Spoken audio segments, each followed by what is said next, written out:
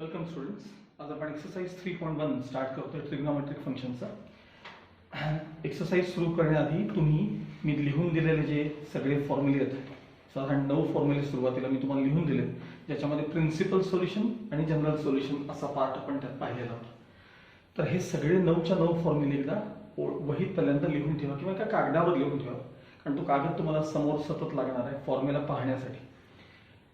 पाठ तर पाहिजेतच, एकदा मी सगळे ते म्हणून दाखवतो. आणि याला काही रिदम वगैरे नाही आहे, म्हणजे पाठ होण्याला तसे काही चान्सेस नाही आहेत. याला फक्त सारखे सारखे लिहूनच हे फॉर्म्युले तुम्हाला पाठ करायचे. बघा, पहिले 3 फॉर्म्युले बघा. Sine theta equals 0 implies that theta equals N pi, आणि N always belongs to Z, म्हणजेच इंटिजर असणार आहे. हे फक्त लक्षात ठेवा की N belongs to Z. Solution मध्ये आपण ते वापरणार आहोत प्रत्येक वेळेला. पुन्हा बघा, sine theta equals 0 implies that theta equals n pi. Cos theta equals 0 implies that theta equals odd multiple of pi by 2, म्हणजेच twice n plus 1 into pi by 2. Now tan theta equals 0 implies that theta equals n pi. त्यानंतर पुढचे 3 जे आहेत ते असे, sin theta equals sin alpha. Sin theta equals sin alpha implies that theta equals n pi plus minus 1 raised to n alpha. n pi plus minus 1 raised to n alpha.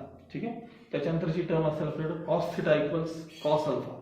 Cos theta equals cos alpha implies that theta equals twice n pi plus or minus alpha. Twice n pi plus or minus alpha. व्यवस्थित learn करा formula. त्यानंतर tan theta equals tan alpha. Tan theta equals tan alpha implies that theta equals n pi plus alpha. फक्त plus alpha लक्षात ठेवा, N pi plus alpha. हे पुढचे 3. आता शेवटचे 3, हे तिन्ही एकसारखे आहेत. Sine square theta equals sine square alpha implies that theta equals N pi plus or minus alpha. Cos square theta equals cos square alpha implies that theta equals N pi plus or minus alpha. आणि same tan square theta equals tan square alpha implies that theta equals N pi plus or minus alpha. आता तुम्ही एक गोष्ट observe केली की आपले सगळे जे फॉर्म्युले आहेत, सगळे फॉर्म्युले हे साइन, कॉस आणि टॅन करतायत. त्यामुळे जर प्रॉब्लेम मध्ये तुम्हाला कॉट, सेक आणि कोसेकचे प्रॉब्लेम आले तर त्यांना आधी साइन, कॉस, टॅन मध्ये कन्वर्ट करून घ्यायचं आणि मगच पुढे प्रॉब्लेम सोडवायचा. येईल तेव्हाच मी दाखवेनच तुम्हाला ते. ठीक आहे. बघा, फर्स्ट क्वेश्चन बघायला का, एक्सरसाइज 3.1 फर्स्ट क्वेश्चन काय म्हणलं बघा. Find the principal solutions of the following equations. Find the principal solutions of the following equations. Principal solution म्हणजे 0 डिग्री पासून 2 पाय पर्यंत, म्हणजे पहिल्या रोटेशन मधला अँगल सांगायचा. फर्स्ट रोटेशन मधला अँगल सांगायचा. बघ, पहिला क्वेश्चन बघा, cos theta equals 1 by 2. cos theta equals 1 by 2. आता मला सांगा, cos theta चा आन्सर, पहिली गोष्ट लक्षात ठेवा, हे असं बघायचं की पॉझिटिव्ह आले का निगेटिव्ह आले. म्हणजे cos theta पॉझिटिव्ह दिलाय का निगेटिव्ह दिलाय, तर तो पॉझिटिव्ह दिलाय. कॉस थिटा पॉझिटिव्ह आहे म्हणजे एकतर फर्स्ट क्वाड्रंटचा अँगल आहे किंवा फोर्थ क्वाड्रंटचा अँगल आहे. एकतर फर्स्ट क्वाड्रंटचा आहे किंवा फोर्थ क्वाड्रंटचा आहे. त्यामुळे तो फर्स्ट क्वाड्रंट किंवा फोर्थ क्वाड्रंट कसा मेन्शन करायचा ते एक त्याचं टेक्निक हळूहळू तुम्हाला समजायला गेलं. म्हणजे कॉस रिमेन्स कॉसच राहायला पाहिजे असाही विचार करायचा. बघा, वी नो दॅट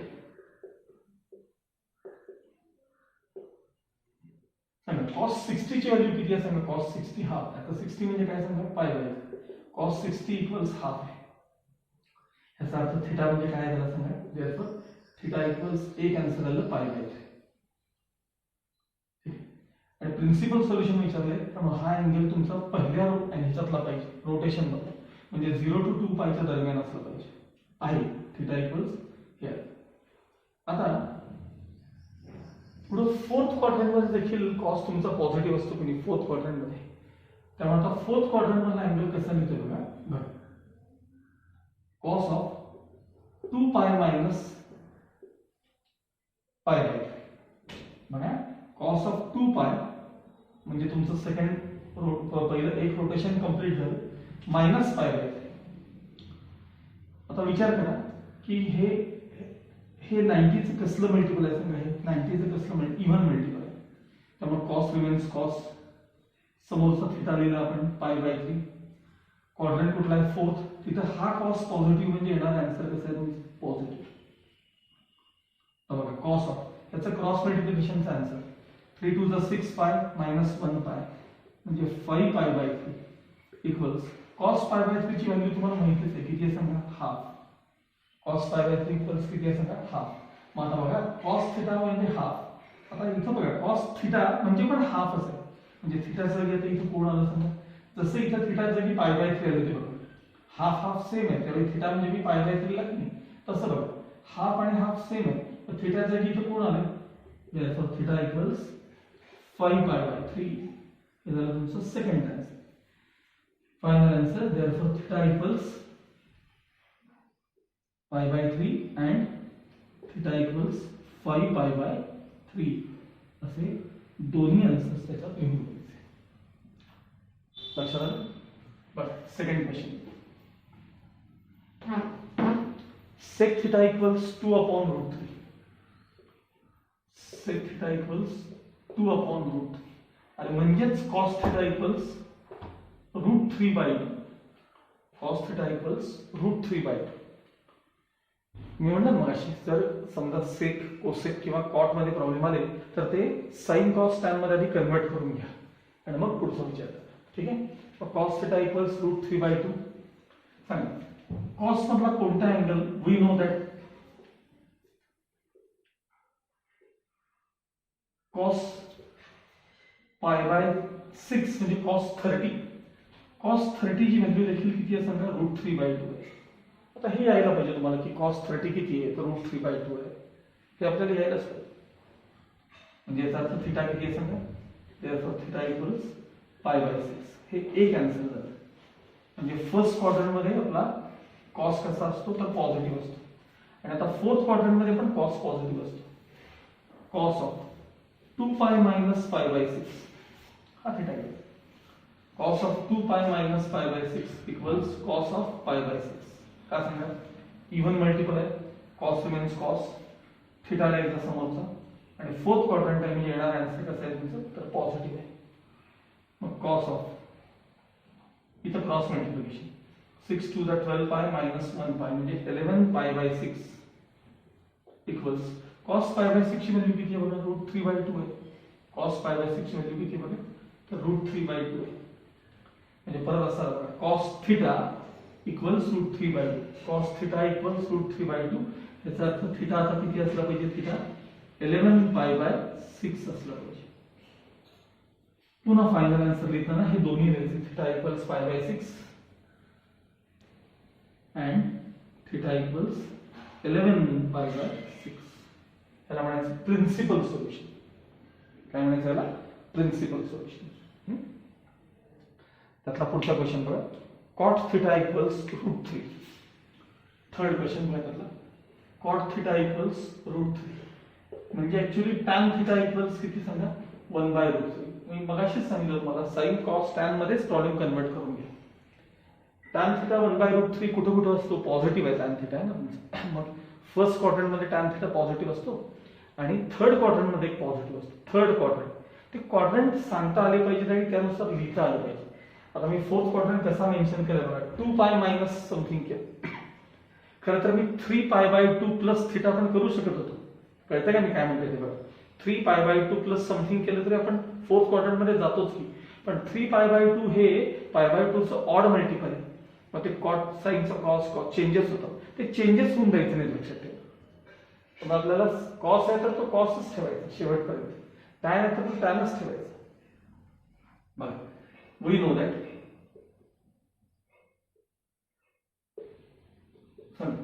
tan 30 ची व्हॅल्यू किती आहे सांगा tan 30 1 by root 3 tan 30 म्हणजे tan 30 म्हणजे पाय बाय 6 tan 30 ची व्हॅल्यू किती आहे सांगा 1 by root 3 याचा अर्थ थिटा पहिल्यांदा किती मिळाला तुम्हाला therefore थिटा इक्वल्स पाय बाय 6 therefore थिटा इक्वल्स किती मिळाला पाय बाय 6. ठीक आहे ही झाली tan 30 ची व्हॅल्यू. आता थर्ड क्वाड्रंट मध्ये पण tan आपला पॉझिटिव्ह असतो. थर्ड क्वाड्रंट मध्ये थर्ड क्वाड्रंट कसं दाखवतो बघा मी tan ऑफ पाय प्लस पाय बाय 6 पाय म्हणजे व्हरायटी प्लस समथिंग हे 90 चे इव्हन मल्टिपल असल्यामुळे tan चा tanच राहणार लक्षात ठेवा. tan चा tan आहे तर मग पाय प्लस हे जमलं पाहिजे हे यातला महत्त्वाचा पार्ट हा आहे. tan ऑफ पाय प्लस पाय बाय 6 म्हणजे कसं आहे, आता बघा तुम्हाला एकदा मी क्लिअर करतो तो पार्ट. हे बघा थर्ड क्वाड्रंट आहे, हे जर तुम्हाला सांगायचं असेल थर्ड क्वाड्रंट, तर तुम्हाला पाय प्लस समथिंग केलं तरी तुम्ही थर्ड क्वाड्रंट मध्ये येतात तुम्ही, आणि 3π/2 मायनस समथिंग केलं तरी तुम्ही थर्ड क्वाड्रंट मध्ये, 3π/2 मायनस समथिंग केलं तरी तुम्ही थर्ड क्वाड्रंट मध्ये. पण ते 3π/2 केल्यावर काय होईल माहिती का, ते टॅनचा कॉट होईल, लक्षात ठेवा पुढे. तर तो टॅन रिमेन्स टॅनच राहिला पाहिजे, हे त्यातला महत्वाचा पार्ट आहे. बघा टॅन ऑफ पाय प्लस थिटा, टॅन ऑफ ह्याला थिटा म्हणा ना, हे कसलं मल्टिपल आहे, इव्हन मल्टिपल आहे. टॅन रिमेन्स टॅन, समोरचा थिटा लिहायचा π/6. कोणता क्वाड्रंट आहे, थर्ड, तिथं हा टॅन कसा असतो, पॉझिटिव्ह, म्हणजे येणारा आन्सर कसा आहे, पॉझिटिव्ह. याला 11वी मॅथ्स यावं लागतं बघा, 11th स्टँडर्ड. आता हे जर टॅन ऑफ, हा ह्याचं क्रॉस मल्टिप्लिकेशनचा answer 7π/6, cross multiplication 7π/6 equals tan π/6 ची व्हॅल्यू किती आहे, tan π/6 1/√3. बघा tan θ 1/√3, इथे tan समथिंग 1/√3, म्हणजे थिटाच्या जागी हे असलं पाहिजे. therefore θ equals 7π/6. हे दुसरे आन्सर आहे, हे पहिलं आणि हे दुसरे आन्सर, हे दोन्ही पुन्हा खाली आन्सर्स लिहून द्यायचे. अच्छा झालं.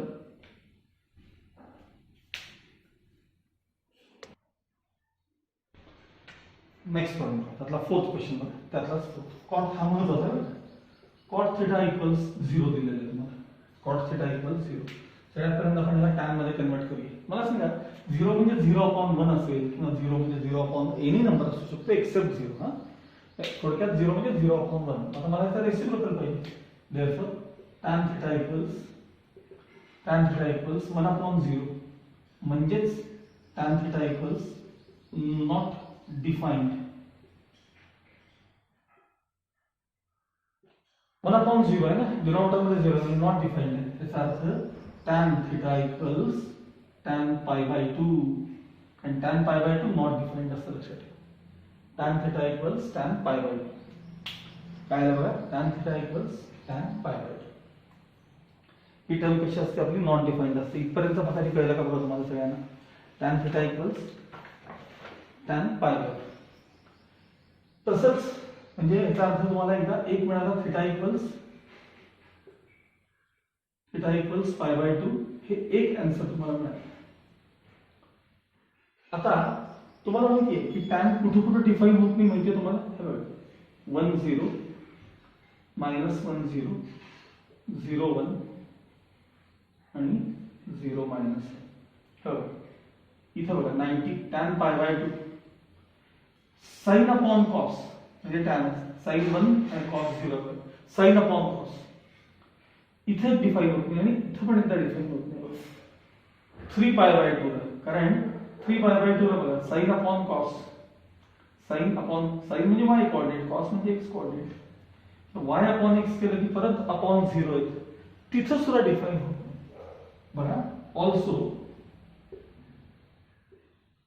tan θ इक्वल्स tan 3π/2, कारण नॉट डिफाइंड या ठिकाणी असते, π/2 ला असतं आणि 3π/2 ला असतं.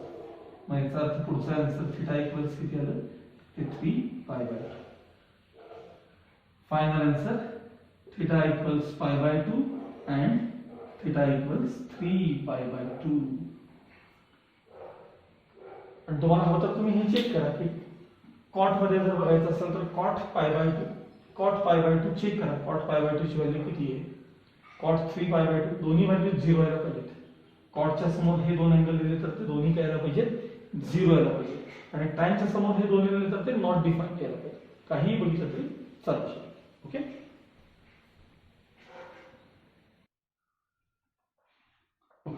नाउ क्वेश्चन नंबर 2 बघा काय म्हणले, find the principal solutions of the following equation. पुन्हा प्रिन्सिपल सोल्युशनचाच क्वेश्चन आहे, म्हणजे पूर्ण एका रोटेशन मधला आपल्याला आन्सर लिहायचा आहे. Find the principal solution. बरं, त्यातला फर्स्ट क्वेश्चन बघा.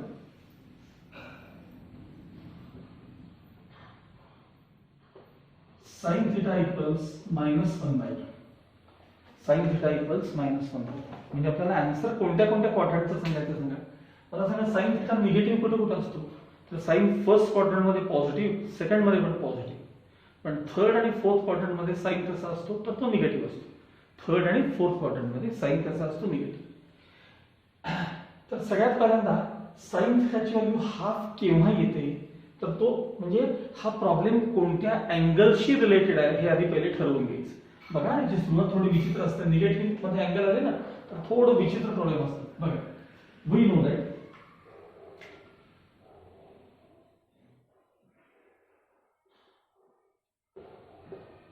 साइन 30 म्हणजे साइन π/6 ह्याची व्हॅल्यू किती असेल का हाफ, म्हणजे π/6 शी रिलेटेड हा प्रॉब्लेम आहे हे आपल्याला आधी पहिलं कळलं पाहिजे. साइन π/6 ची व्हॅल्यू किती असेल का, तर ती हाफ साइन π/6. जरा मायनस हाफ पाहिजे मला मान्य. मग सांगा साइन थिटा निगेटिव्ह कुठे कुठे असतो रे, साइन थिटा निगेटिव्ह एक तर थर्ड क्वाड्रंट मध्ये आणि पुढे कुठलं तर फोर्थ क्वाड्रंट मध्ये. मग आता थर्ड क्वाड्रंट आहे सांगायचं कसं बघा. साइन ऑफ पाय प्लस π/6, साइन ऑफ पाय प्लस π/6. पाय म्हणजे 90 चा सेकंड मल्टिपल आहे, त्यामुळे साइन रिमेन साइन, समोर π/6 आले समोरचा थिटा द्यायचा. थर्ड क्वाड्रंट मध्ये साइन कसा असतो निगेटिव्ह, म्हणजे येणारा answer negative. therefore sine of cross multiplication 6π plus 1π म्हणजे 7π/6 is equal to minus sine π/6 ची व्हॅल्यू आपल्याला वरती लिहून ठेवली बघा हाफ.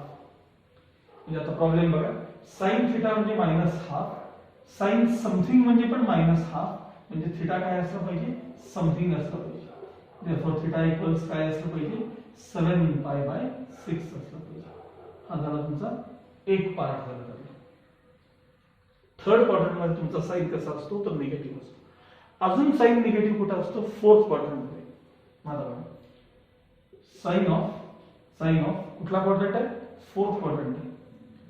2π - π/6 साइन ऑफ 2π - π/6 इक्वल्स पहिली गोष्ट हे कसं मल्टिपल आहे इवन मल्टिपल आहे, त्यामुळे साइन रिमेन साइन, समोरचा थिटा लिहायचा π/6. फोर्थ क्वाड्रंट मध्ये साइन निगेटिव्ह म्हणजे येणारा answer negative. therefore sine of cross multiplication करा 6 to the 12π 12π - 1π 11π/6 is equal to minus हे साइन π/6 म्हणजे किती आहे हाफ. परत sine theta minus half, sine something पण मायनस हाफ म्हणजे थिटा समथिंग असलं पाहिजे. therefore थिटा इक्वल्स 11π/6 असलं पाहिजे. हे तुमचे फायनल आन्सर्स दोन्ही. therefore theta equals 7π/6 and theta equals 11π/6 असे हे तुमचे दोन आन्सर्स त्याला आले पाहिजे. ओके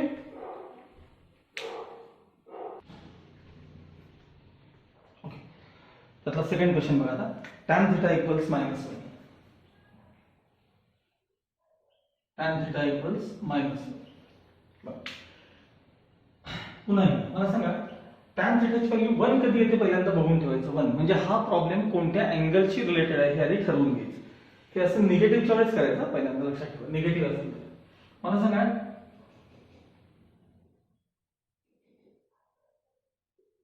tan π/4 म्हणजे tan 45 ची व्हॅल्यू किती आहे सांगा 1 आहे. म्हणजे आपल्याला प्रॉब्लेम मध्ये π/4 हा अँगल वापरून सगळं पुढे सोडवायचं आहे. आता मला सांगा tan थिटा निगेटिव्ह कुठं कुठं असतो. फर्स्ट क्वाड्रंट मध्ये पॉझिटिव्ह आणि थर्ड मध्ये पॉझिटिव्ह, सेकंड क्वाड्रंट मध्ये निगेटिव्ह आणि फोर्थ क्वाड्रंट मध्ये tan निगेटिव्ह असतो. म्हणजे सेकंड क्वाड्रंटचा एक आन्सर असेल आणि फोर्थ क्वाड्रंटचा एक आन्सर असेल.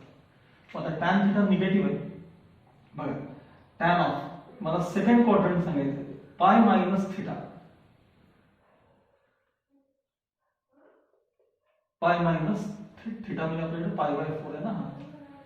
tan of π - π/4 is equal to मला सांगा हे 90 चे कसलं मल्टिपल आहे इवन मल्टिपल आहे, त्यामुळे tan रिमेन्स tan, समोरचा थिटा आला π/4 आणि सेकंड क्वाड्रंट मध्ये येणारा आन्सर निगेटिव्ह असणार आहे आणि तिला tan निगेटिव्ह असतो. म्हणजे tan of cross multiplication 4π - 1π 3π/4 equals minus tan 45 ची व्हॅल्यू 1 आहे. मग tan थिटा -1 tan समथिंग -1 म्हणजे थिटा समथिंग असला पाहिजे.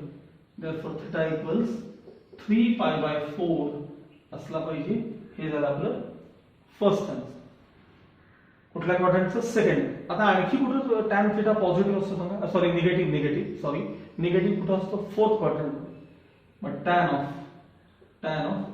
2 pi minus pi by 4 even multiple आहे, त्यामुळे tan रिमेन्स tan, समोरचा थिटा म्हणजे पाय बाय 4.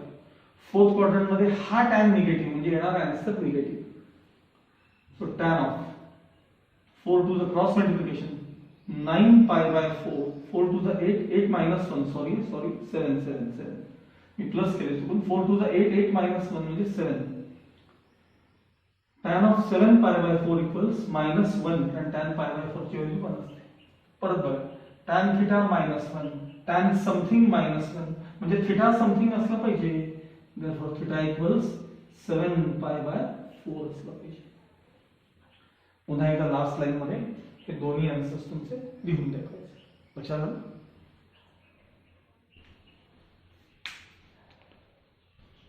थर्ड क्वेश्चन त्यातला काय बघूया. चला एकच आहे, काय अडचण नाही, होऊन जाईल. √3 कोसेक थिटा प्लस 2 इक्वल्स 0. बघा, √3 कोसेक थिटा प्लस 2 इक्वल्स 0. पहिले 2 ट्रान्सफर आणि √3 ने डिवाइड म्हणजे कोसेक थिटा इक्वल्स -2 बाय √3.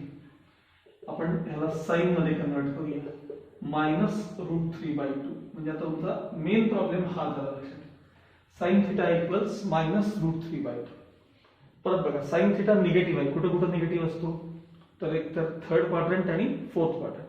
पण त्याआधी साइनचा कोणता अँगल √3 बाय 2 व्हॅल्यू देतो ते आधी लिहून ठेवायचं. We know that. साइन 60 ची व्हॅल्यू किती म्हणजे तर ती √3 बाय 2 आहे. साइन 60 पाय बाय 3. साइन 30 हा पाय आहे, साइन 60 √3 बाय 2 आहे. म्हणजे हा प्रॉब्लेम तुमचा पाय बाय 3 शी रिलेटेड आहे, हे पहिले ठरवून घ्यायचं.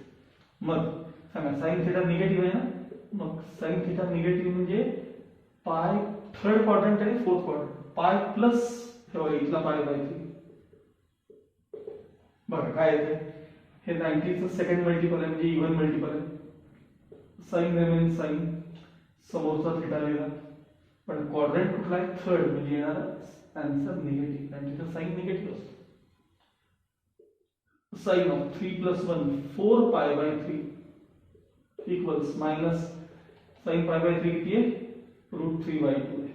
बघा, sine theta -√3 by 2, sine something -√3 by 2 म्हणजे थिटा काय असला पाहिजे तर समथिंग एवढा असला पाहिजे, 4 पाय बाय 3 इतका असला पाहिजे. हे झालं थर्ड क्वाड्रंट मधला आन्सर. अजून फोर्थ क्वाड्रंट मध्ये पण साइन निगेटिव्ह असतो. मग sign of 2 pi minus theta 2 pi minus pi by 3. म्हणून मी म्हणलं ना की आधी ठरवून घ्यायचं हा प्रॉब्लेम कोणत्या अँगलशी रिलेटेड आहे हे आधी ठरवून घ्यायचं, म्हणजे हे वापरता येतो पाय बाय 3. पुन्हा बघा, हे कसलं मल्टिपल आहे? इव्हन मल्टिपल आहे, त्यामुळे साइन रिमेन्स साइन, समोरचा थिटा लिहिला. फोर्थ क्वाड्रंट आहे, तिथं साइन निगेटिव्ह म्हणजे येणार answer negative. Sine of cross multiplication 3 to the 6 pi minus 1 पाय म्हणजे 5 पाय बाय 3.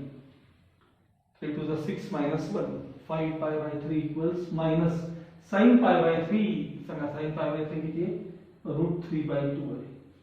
परत बघा, sin theta -√3 by 2, sin something -√3 by 2 म्हणजे थिटा एवढा असला पाहिजे तर तो समथिंग एवढा असला पाहिजे, 5 pi by 3 इतका असला पाहिजे.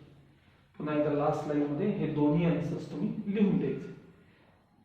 आणि असं म्हणलं तरी चालतं, डॅश आता हे आन्सर आलं is the principal solution of given equation असं म्हणलं तरी चालतं. ठीक आहे, किंवा are the principal solutions of given equation असं म्हणलं तरी काय हरकत.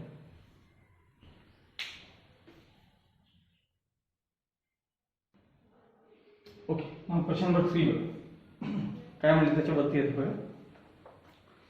Find the general solutions of the following equations. Find the general solution. General सोल्युशनचे प्रॉब्लेम त्या मनानं सोपे असतात, कारण याच्यात ते असं फार विचार करावा लागत नाही, कुठं पॉझिटिव्ह कुठं निगेटिव्ह काय वगैरे कसलाही विचार करायला लागत नाही. ते फारच सोपे असतात कोणाचंही जनरल, कारण त्याला डायरेक्ट फॉर्म्युला असतो, त्यामुळे तुम्हाला तो फक्त फॉर्म्युला मात्र पाठ पाहिजे. फर्स्ट क्वेश्चन बघा, साइन थिटा इक्वल्स हाफ दिलेलं आहे तुम्हाला.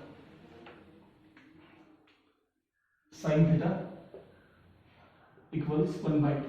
ठीक आहे. देअरफॉर पहिल्यांदा काय लिहितो बघा, साइन थिटा इक्वल्स साइन मधलाच असा अँगल सांगायचा जो फर्स्ट टाइम तुम्हाला हाफ व्हॅल्यू देतो, तर तो साइन 30. साइन 30 म्हणजे हाफ आहे की बघा, साइन 30 म्हणजे हाफ. मग इथपर्यंत आल्यानंतर दोन्ही, मग तुम्हाला हे काय आठवलं पाहिजे माहिती का, की पेन कुठे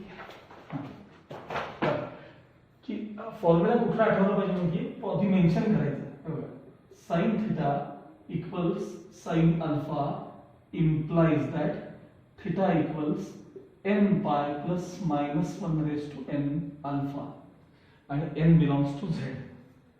n belongs to z हे असं हे आठवलं पाहिजे पहिल्यांदा.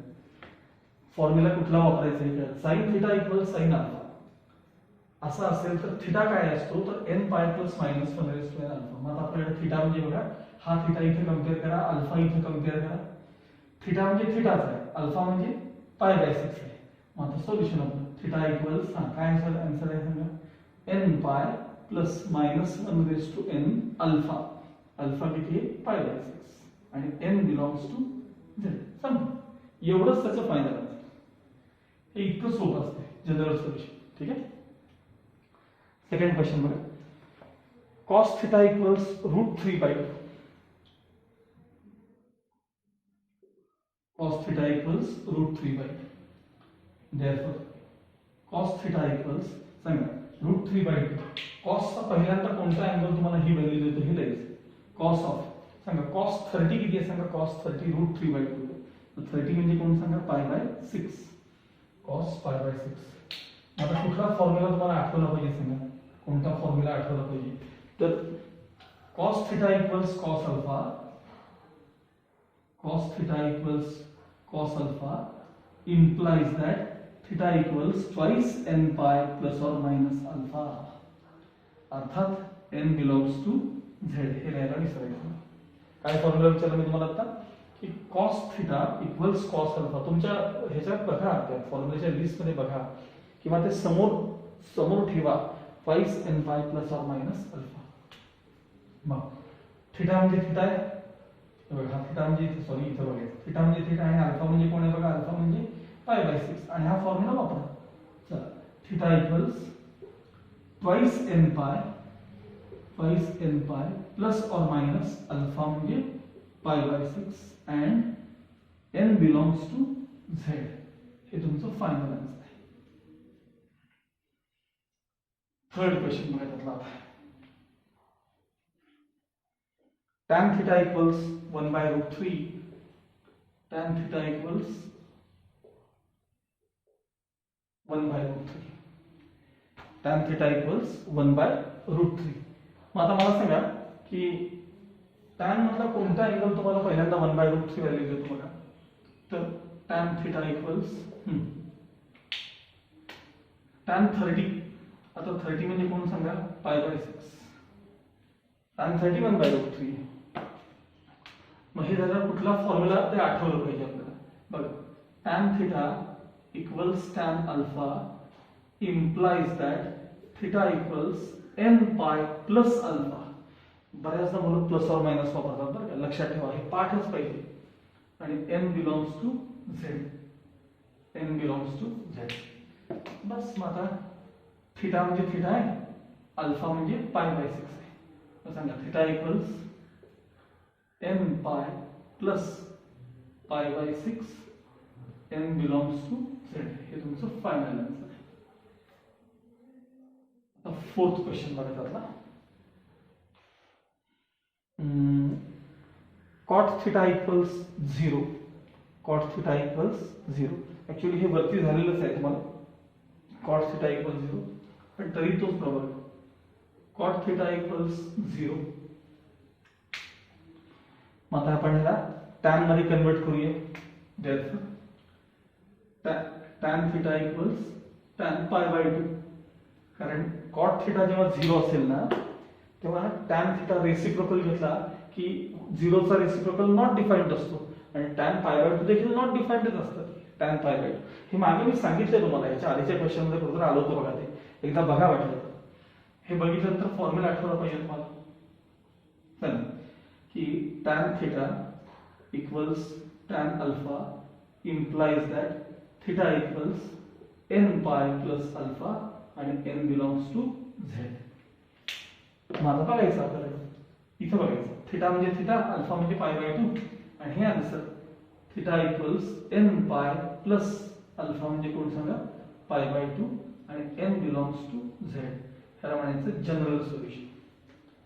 कारण जनरल सोल्युशनचे क्वेश्चन तसे सोपे असतात फक्त मायनस साइन आलं की मग थोडं परत प्रॉब्लेम करतात. बघूया आपण ते त्याच्यानंतर येईलच आपल्याला. हे झालं क्वेश्चन नंबर 3.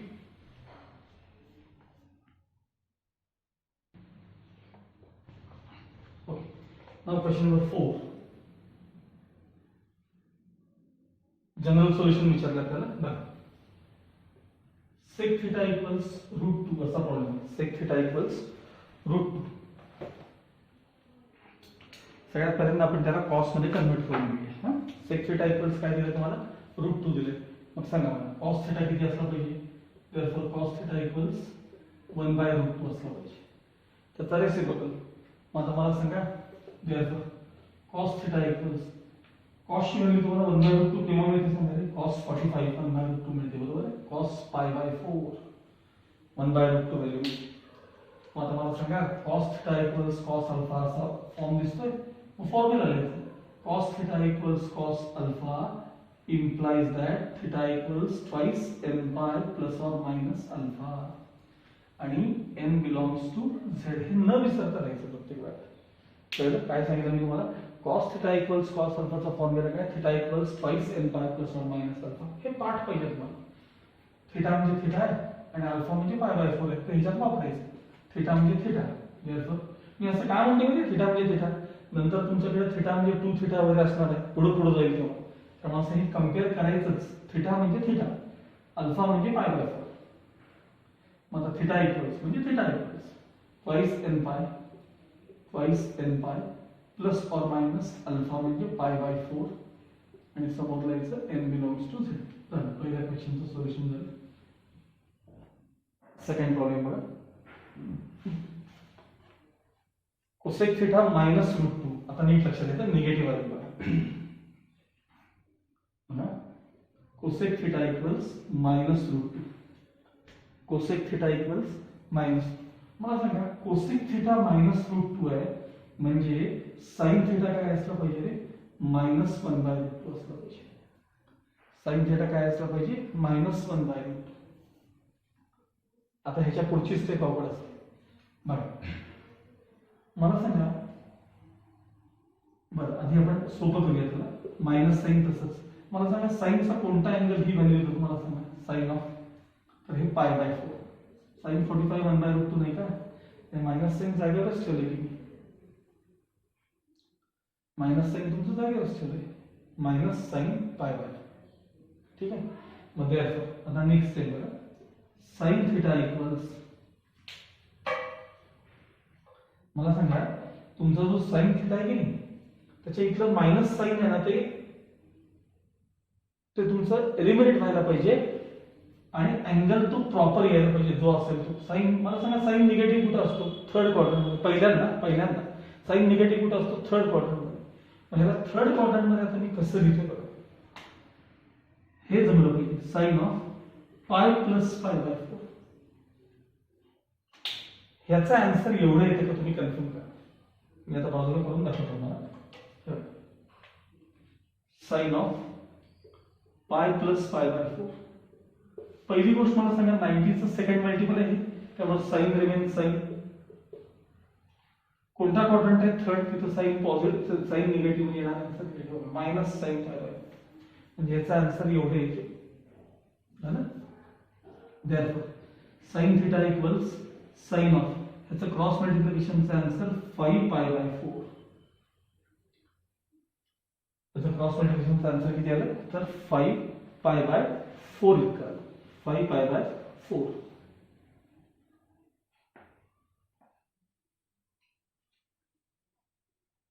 झालं.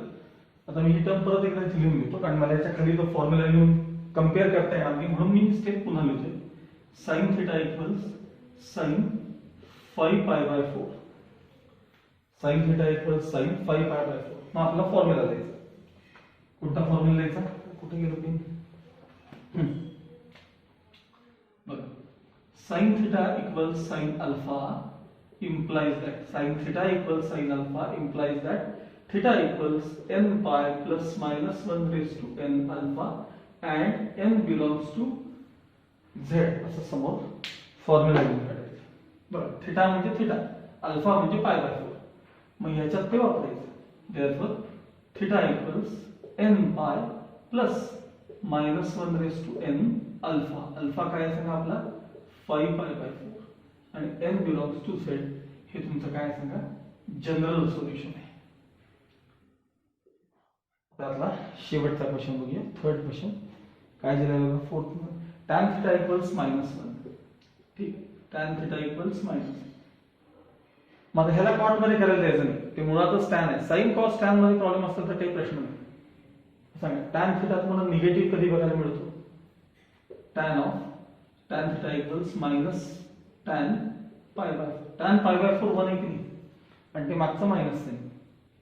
आता नीट आहे, ही टर्म तुम्हाला आहे ना, हे साइन तुम्हाला काढायचं आहे, पण आन्सर त्याचं तेवढंच यायला पाहिजे असं ते काढायचं. पण tan थीटा निगेटिव्ह कुठं असतो सांगा?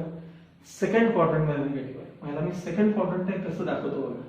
tan थीटा इक्वल्स हा सेकंड क्वाड्रंटशी रिलेटेड पार्ट आहे. कसं दाखवायचं बघा. tan of pi minus π/4. विचार करा, tan ऑफ पाय मायनस π/4 चा आन्सर एवढे येते का बघा. साहजिक आहे, पाय हे सेकंड मल्टिपल आहे, तर मग tan remains tan π/4. Second quadrant आहे तरी tan निगेटिव्ह म्हणजे येणार आन्सर निगेटिव्ह. याचा आन्सर हे येतं की मी स्वतः कन्फर्म करा. मगाशी मी साइनचं करून दाखवलं बघा तुम्हाला, तसं याचा आन्सर हे येतं का एवढं फक्त कन्फर्म करायचं तुम्हाला, बस, बाकी काही नाही. Next step, tan theta equals tan of cross मल्टिप्लिकेशनचा आन्सर 3π/4. मग आता हे बघितल्यानंतर तुम्हाला फॉर्म्युला आठवला पाहिजे याच्यासारखा. काय फॉर्म्युला सांगा? tan theta equals tan alpha implies that theta equals n pi plus alpha आणि n belongs to z. लक्षात ठेवा, इथं चुकून मुलं प्लस और मायनस लिहितात. बरं, मग आता थीटा म्हणजे थीटा आहे, आणि हे तुमचा अल्फा म्हणजे कोण आहे सांगा? अल्फा म्हणजे 3π/4 आहे. Final answer theta equals n pi plus 3π/4 आणि समोर लिहायचं n बिलॉंग्स टू z. हे तुमचं त्या क्वेश्चनचं काय जनरल सोल्युशन आहे. लक्षात आलं?